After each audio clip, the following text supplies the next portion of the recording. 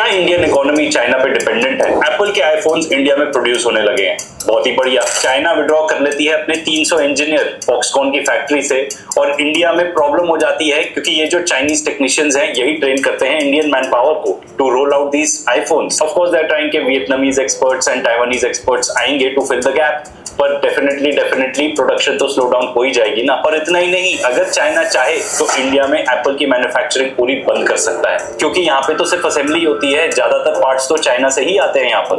Apple's iPhone is touted as a big success story. About 20 to 25% of iPhones are now manufactured in India. But that's only one part of the story, right? So the other part is all the inputs that go into the iPhones are still made in China. कई experts का मानना है कि असलियत तो ये है कि जियोपॉलिटिक्स के इस गेम में, और ये जो इकोनॉमी की गेम है, इसमें चाइना इंडिया के स्क्रू टाइट कर रहा है। इनका बताना है कि ये जो प्रेशर है ये सिर्फ limited to electronics and manufacturing ही नहीं है, एग्रीकल्चर में भी चाइना टांग अड़ा रहा है। कुछ ऐसे स्पेशलाइज्ड फर्टिलाइजर्स हैं जो इंडिया वहां से इंपोर्ट करता है, वो भी उसने भेजना बंद कर दिए हैं। इतना ही नहीं, चाइना के पास जो रेयर, ये बॉयकॉट तुर्की, बॉयकॉट अजरबैजान तो करते थे, बॉयकॉट चाइना नहीं हो रहा। हाँ, एक काम जरूर हो रहा है, चाइना बॉयकॉट इंडिया कर रहा है, ये काम आपको क्लियरली दिख रहा है आपको। मिनरल्स हैं जिसमें वो लीडर है production in the entire world, उसकी माइनिंग एंड प्रोडक्शन चाइना जिस पर्टिकुलर रेट पे करता है, in terms of both numbers and the cost, दुनिया में कोई भी नहीं कर पाता। तो काफी हद तक पूरी दुनिया उन पर इस चीज पे डिपेंडेंट है। ये जो पर्टिकुलर रेयर अर्थ मेटल्स हैं उन्होंने कर्व कर दिया है, वो इंडिया को नहीं भेजना चाह रहे इतने।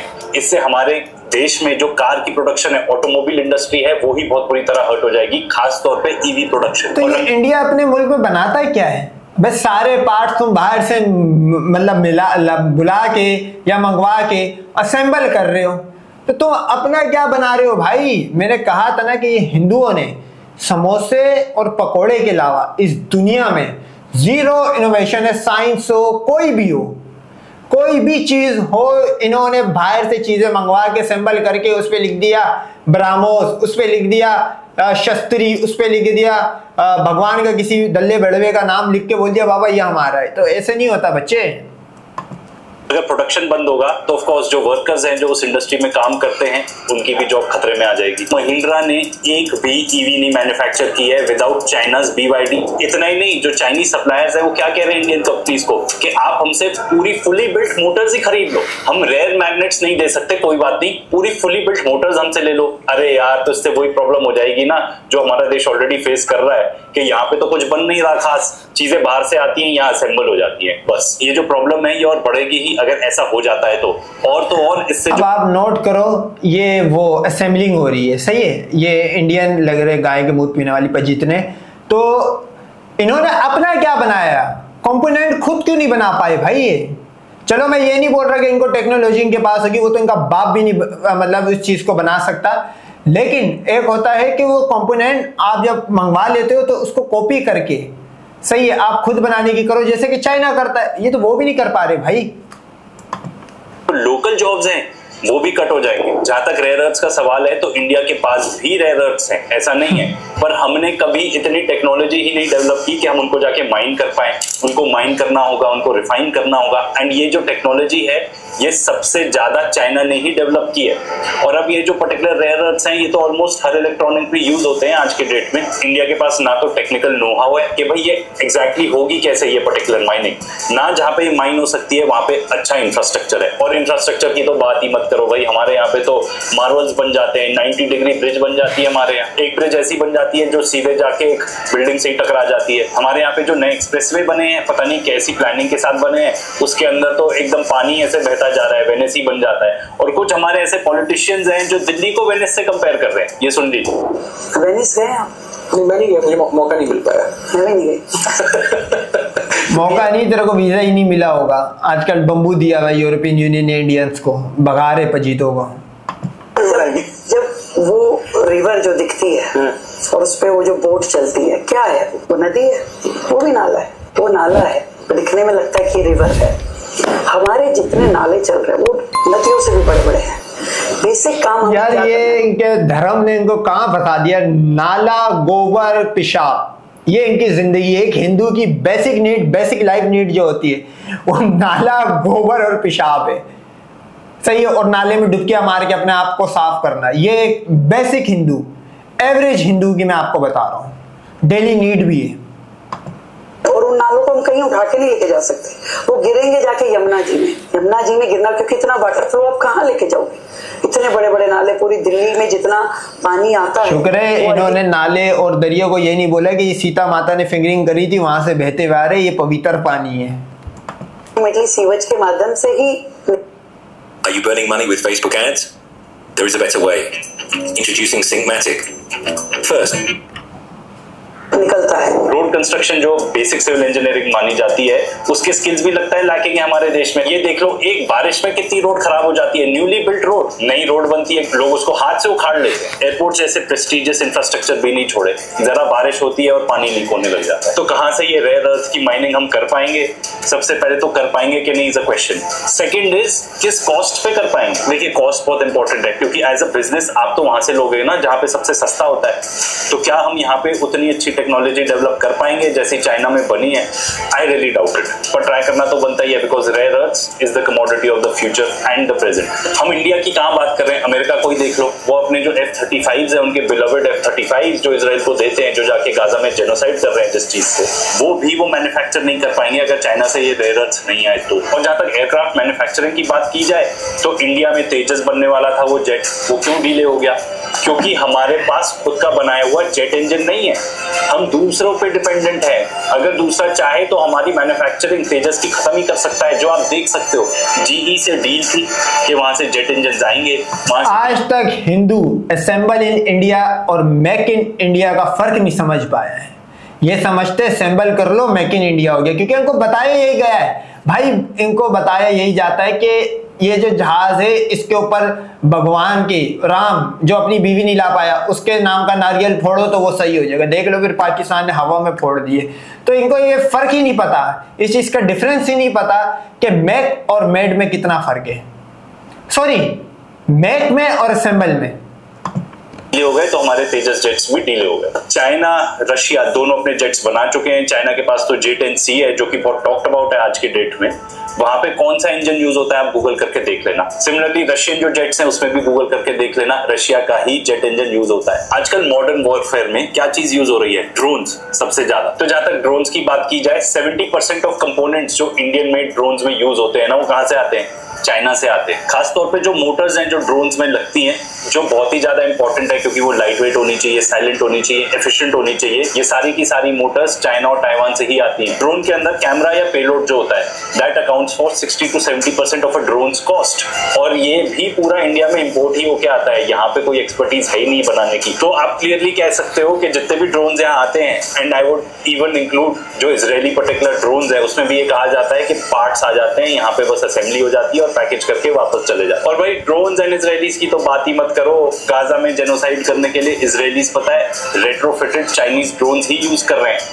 और हम कहां से लेते हैं अपने मिलिट्री पर्पस के लिए ड्रोन्स? इजराइल से। और इजराइल कहां के यूज कर रहा है ड्रोन्स? चाइना के। और ये जो पर्टिकुलर चाइनीज कंपनी है जिसके ड्रोन्स रेट्रोफिट करके इजराइल यूज कर रहा है, उसका नाम है DJI। इस कंपनी ने जितना काम किया है ड्रोन्स के अंदर, शायद ही किसी और कंपनी ने किया हो। सबसे महंगे ड्रोन है। मैं थोड़ा DJI की आपको हिस्ट्री बता देता हूँ। DJI आपको सिर्फ कैमरे वाले ड्रोन नहीं बेच रहा है, फर्टिलाइजिंग करने के लिए जो भी वो फर्टिलाइजिंग चीज़ों में वो जो केमिकल इस्तेमाल होता है, अगर एक मैन्युअली बंदा फेंकेगा तो काफ़ी टाइम लगेगा। इन्होंने ऐसे ड्रोन कर दिए कि उस पर 20-20 लीटर की बाल्टियां लगती है और वो हवा से फेंकते हुए जाता है। DJI कंपनी है, बहुत महंगे है, 70-80 लाख रुपए का पाकिस्तानी रुपीस में। तो ये बहुत बड़ी कंपनी है DJI पूरी दुनिया में। चलो DJI हो ही रही है, तो ऐसी कौन सी इंडियन कंपनी है किसी भी चीज में जिसका माल बिकता हो वर्ल्ड वाइड, जो नोन हो वर्ल्ड वाइड? ऐसी कोई कंपनी है?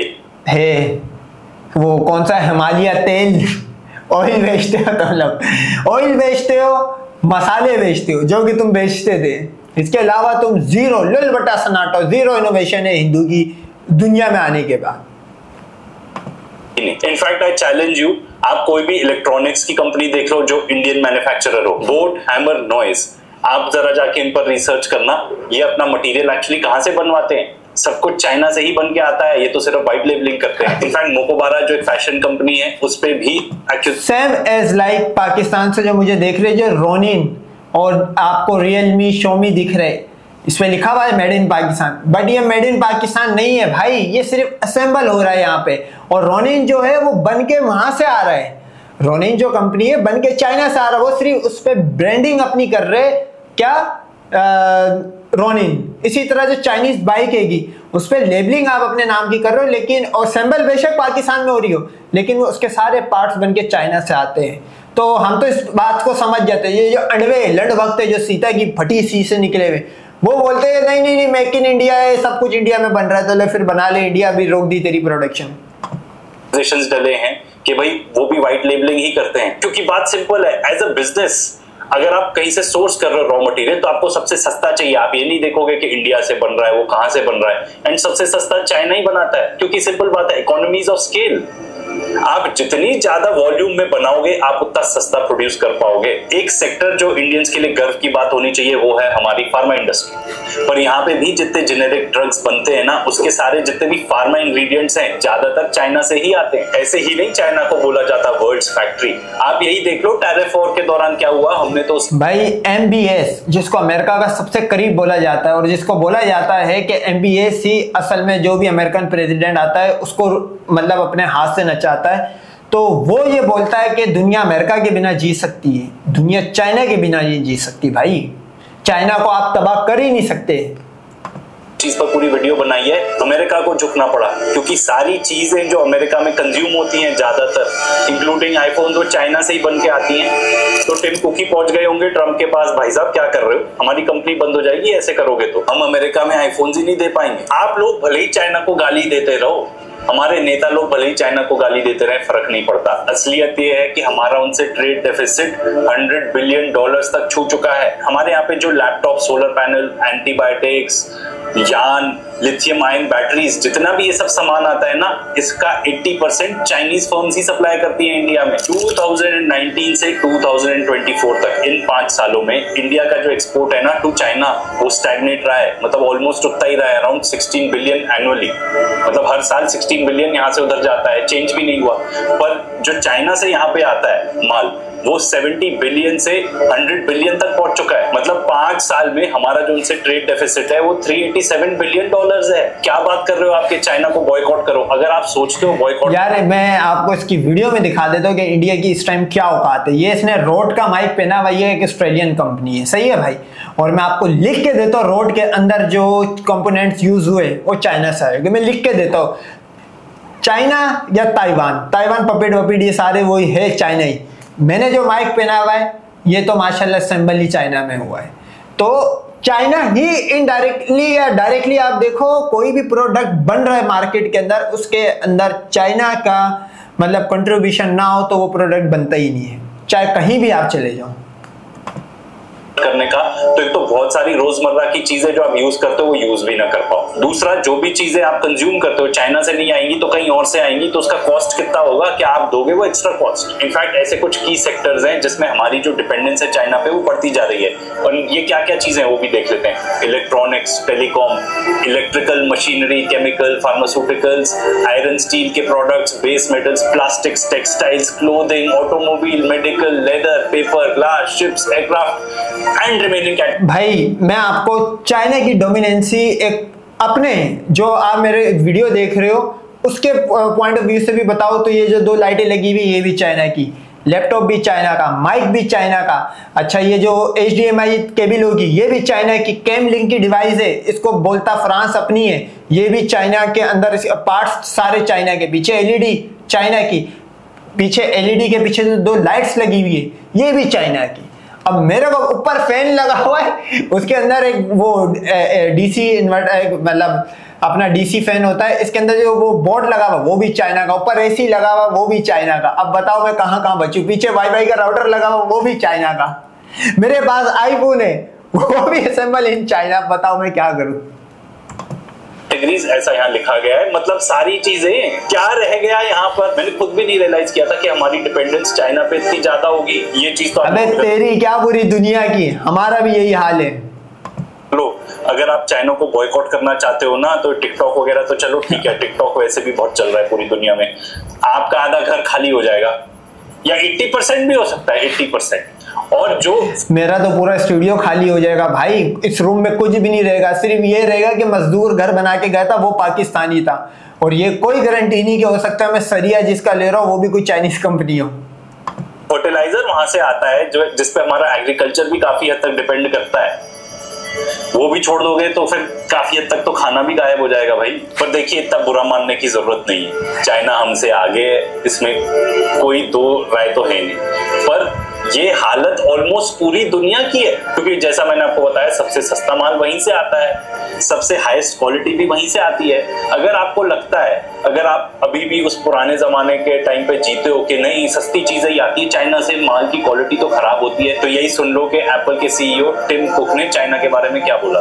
There's a confusion about China, and let me at least give you my opinion. The popular conception is that companies come to China because of low labor cost. I'm not sure what part of China they go to, but the truth is China stopped being the low labor cost country many years ago. The reason is because of the skill, the quantity. Reason उसने जो गोरे ने पकड़ा है ना, skills, quantity और quality का। आप note करो इंडिया में बेरोजगार मतलब 85 करोड़ भिखारी है, क्या इनसे ज्यादा लो कॉस्ट लेबर कोई दुनिया में दे सकता? सवाल ही नहीं पैदा होता दे सकता। आप नोट करो जो इंडियंस मुल्क से भाग जाते आगे पीछे, अरब में मुसलमानों के वॉशरूम साफ कर रहे और यूरोप में अंग्रेजों के वॉशरूम साफ कर रहे, तो लो लेबर कॉस्ट की वजह से कोई गोरा वो काम नहीं करेगा, ये गरीब ही करेंगे हिंदू। तो स्किल्स नहीं है, देखो वो सिर्फ गटर ही खोल पाया है हिंदू आज तक ना, तो जिस वजह से वो एक लेबर भी लो कॉस्ट गटर खोलने वाली बनी। लेकिन चाइनीज स्किल्स और क्वालिटी वाली और क्वांटिटी वाली जो ये बता रहा है गोरा, क्या नाम है इसका, एक मिनट इसका नाम, of skill in one location and the type of skill it is. Like the products we do require really advanced tooling, and the precision that you have to have in tooling and working with the materials that we do are state of the art. And the tooling skill is very deep here. You know, in the US you could have a meeting of tooling engineers and I'm not sure we could fill the room. In China you could fill multiple football fields. It's that vocational expertise is very deep, very deep here. इतनी ज्यादा dependence है पूरी दुनिया की China पे कि जितने भी लग्जरी गुड्स भी बनते हैं ना, जो यूरोपियन या अमेरिकन कंपनीज के होते हैं, वो सब भी चाइना से ही बन के आते हैं। उसमें भले ही लिखा हो मेड इन इटली वेरेवर, पर भाई रूल ऐसा कहता है कि अगर पूरा बैग चाइना से बन के आ गया और आप उस पर एक हल्की सी जिप भी लगा दो तो आपके पास हक है बोलने का मेड इन इटली। असलियत ये है कि पहले तो ये लग्जरी गुड्स जितने थे जो मेड इन इटली थे, वहां पे जो कारीगर थे वो अच्छा काम करते थे उनको बनाने का, पर अब चाइना में ही लोग ट्रेन हो गए हैं उससे भी अच्छा काम करके देने के लिए एट अ लेसर कॉस्ट। और जहां तक इंडिया की बात की जाए, हमारे यहाँ पे तो एक्चुअली मैन्युफैक्चरिंग घट ही रही है, बढ़ नहीं रही है। जहां तक पैसे की बात की जाए तो इंडिया डेवलपिंग कंट्री है, हमें बाहर से पैसे की जरूरत है यहाँ डेवलपमेंट के लिए। ये बात इंडिया को खुद पता है डेवलपिंग कंट्री है, मतलब 85 करोड़ भिखारी होने के बाद डेवलपिंग कंट्री आप क्लेम कर रहे हो, ये बात मेरे को लगता है इंडिया को खुद नहीं पता होगी। FDI आपने सुना होगा, फॉरेन डायरेक्ट इन्वेस्टमेंट, मतलब बाहर से कितना पैसा आ रहा है यहाँ इन्वेस्टमेंट के लिए।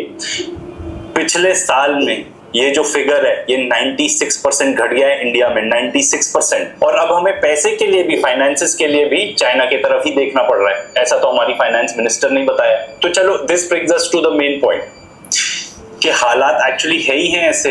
यूरोप एंड अमेरिका के पास उतने पैसे नहीं हैं इन्वेस्ट करने के लिए, तो ये जो आर्टिकल में लिखा भी गया है ना कि अब FDI नहीं CDI देखना पड़ेगा हमको, चाइनीज डायरेक्ट इन्वेस्टमेंट कितना हो रहा है हमारे देश में, वो भी इंपॉर्टेंट है, वो भी मैटर करेगा। वैसे बहुत ज्यादा पीछे आपको नहीं जाना पड़ेगा, सिर्फ 40 साल, जब इंडिया और चाइना ऑलमोस्ट एक ही मकाम पर थे। पर चाइना ने ऐसा क्या कर दिया कि वो इतने आगे निकल गए। हम आपको रेफर करेंगे देशभक्त के इस वीडियो पे, जहां पे वो अच्छा कंपैरिजन करके देते हैं आपको बिटवीन इंडिया एंड चाइना। वो ऑलरेडी इतना अच्छा काम कर चुके हैं इस चीज को एक्सप्लेन करने के लिए, तो हम क्यों पड़े उस चीज में, ठीक है ना। तो उसकी लिंक भी मिल जाएगी आपको डिस्क्रिप्शन में। एंड में ये देखना पड़ेगा कि हमारी फॉरेन पॉलिसी, ये तो दोनों एक दूसरे का 6-9 कर रहे हैं ताकि तू मेरी वीडियो पे कुछ ना कॉपीराइट मारना, मैं तेरी पे मारूं, तो ये दोनों एक दूसरे का 6-9 कर रहे हैं। ये वो भी उतना ही बोलेगा, है वो भी गाय का मूत पीने वाला, वो भी इंडिया ही के हक में या थोड़ी सी सॉफ्ट बात करते हुए निकल जाएगा, सच ही नहीं बताएगा। जो सेंटर ऑफ वर्ल्ड पावर है ना वो ईस्ट शिफ्ट होते जा रहा है, टुवर्ड्स ब्रिक्स शिफ्ट होते जा रहा है। क्या हमारी पॉलिसीज उससे अलाइंड है? देखिए हम कोई एक्सपर्ट तो है नहीं, तो हम कोई कमेंट नहीं करेंगे फॉरेन पॉलिसी पे, क्योंकि हम तो ये कहते हैं वो जो एक एक्सपर्ट है ना दोस्तों गेम बहुत बड़ा है, गेम को समझो। वो बनाएगा भी तुम्हारी फॉरेन पॉलिसी, शाम 2 बजे और 6 बजे एक फॉरेन पॉलिसी बनाता है, डेली उठता है, डेली बनाता है, डेली सो जाता है, याजूद माजूद की तरह गोबर आरिया। कुछ अच्छे के लिए कर रहे होंगे, पर हम इतना जरूर आपको बता दें कि एक तरफ है वेस्ट यानी कि अमेरिका, वो कितनी इज्जत देता है, वो आपके लोगों को हथकड़ियों में डाल के भेज देता है वापस। अभी तो लेटेस्ट न्यूज है कि ये भी आई है कि हमारे कैसे एक young member of parliament without appointment Trump को चले गए मिलने, और ट्रंप ने उनकी जो उतारी। ये वही देश है जो कहता है मैंने सीज फायर करा दिया बिटवीन इंडिया एंड पाकिस्तान। असलियत क्या है हमें नहीं पता, हम उसमें पढ़ना भी नहीं चाहते। ये आपके लोगों को वीजा तक नहीं देना चाहते वहां पे जाके पढ़ने के लिए, तो ये आपको कुछ भी इज्जत करते हैं क्या? द आंसर इज नो, बिल्कुल भी नहीं। और वहीं ब्रिक्स कंट्रीज में, ठीक है मान लिया कि ब्रिक्स कंट्रीज में major actually figure head China ही है, पर ऐसा नहीं है कि सिर्फ चाइना ही वहां पे सब चीज चलाता है। अगर आप वहां पे जाएंगे आपको डेफिनेटली ज्यादा रिस्पेक्ट मिलेगी। एंड ये चीज आपको इस चीज से दिखती है कि ब्रिक्स के समिट में जो स्टेटमेंट जारी हुआ उसमें पहलगाम टेरर अटैक्स का मेंशन था। क्वाड से जो स्टेटमेंट जारी हुई, क्या ऐसा कुछ मेंशन था? बिल्कुल भी नहीं। एक चीज ये भी बतानी जरूरी है कि जो ब्रिक्स अपनी करेंसी बनाने की सोच रहा है, जिससे इतने मसले सॉल्व हो जाएंगे पूरी दुनिया के, क्योंकि आज के डेट में रिजर्व करेंसी बनी हुई है यूएस डॉलर। अगर ब्रिक्स करेंसी बनती है तो वो कम्पीट करेगी against US dollar. India is not supporting this concept, ठीक है, they must have good reasons, क्योंकि हमको अमेरिका के साथ भी रिश्ते नहीं बर्बाद करने हैं। हाँ, इंडिया अपना रुपए चलाएगा।